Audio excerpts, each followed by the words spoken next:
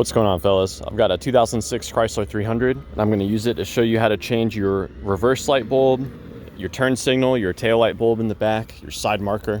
And I'm also going to point out to you an important fuse and relay for the operation of all of these external lights here.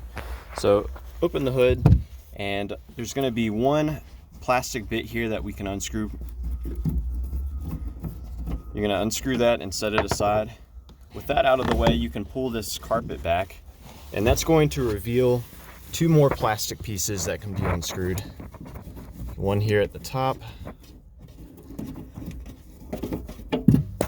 and there's going to be another one here on the side. So we'll get all of these unscrewed. There's also a connector here. And while you can remove this whole assembly without disconnecting this, you may want to just plan on disconnecting it. And to do that, you'll have to get this little orange safety piece out of the way. And only then you can push on this tab here and pull back. So now this entire assembly is free, and we can just remove it like so. So down here at the bottom, that's going to be your reverse bulb. And just rotate that counterclockwise, and this is a 3057.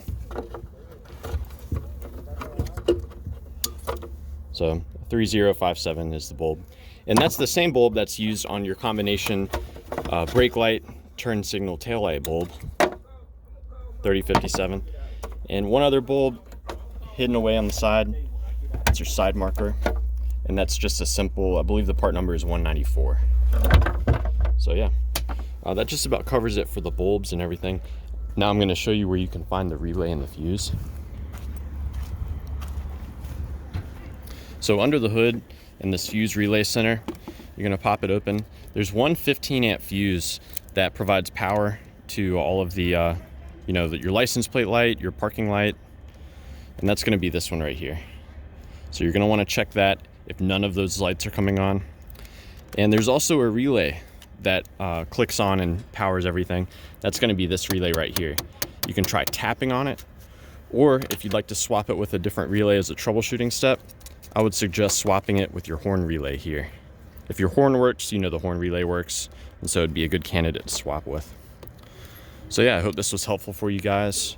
Be sure to let me know if you have any questions, or more importantly, if you've got any advice about troubleshooting the brake lights or anything like that on your Chrysler 300. Thanks for watching.